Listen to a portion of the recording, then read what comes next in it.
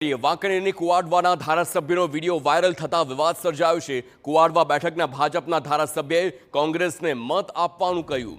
જીતુ સોમાણીએ કોંગ્રેસને મત આપવાનું કહેતા રાજકારણમાં ભડકો।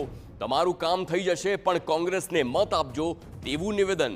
વાયરલ વિડીયો ચૂંટણી પહેલાનો હોવાનું અનુમાન છે। આ વાયરલ વિડીયોની TV9 પુષ્ટિ નથી કરતું, પરંતુ જે દ્રશ્યો અને જે વિડીયો છે તે વાયરલ થઈ રહ્યો છે અને તેમાં બોલતા સ્પષ્ટ સંભળાય છે।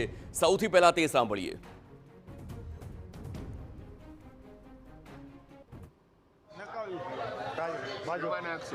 ભાજપમાં તાલુકા પંચાયતમાં જિલ્લામાં બેમાં ભાજપ પર જ નાખવાના તો કોંગ્રેસમાં નાખવાના ના એમાં અમને નહીં ફાવે, કારણ કે અમને 5 વર્ષ થયા આમાં લાભ મળે એ લાભ તો મારે દેવરાવો હોય ને।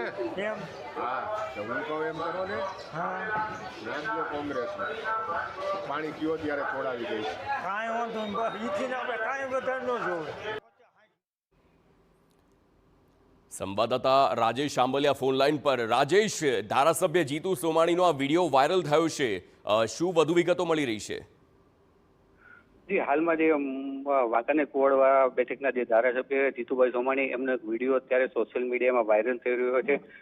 વિડીયોમાં જે રીતે વાત કરી રહ્યા છે એક વ્યક્તિ સાથે જીતુભાઈ સોમાણી, તે જોતા એવું લાગી રહ્યું છે કે આ વિડીયો છે એ જે સ્થાનિક સ્વરાજ્યની ચૂંટણી આવી એ પહેલાનો હોય એવી શક્યતાઓ અત્યારે હાલમાં જોવાઈ રહી છે।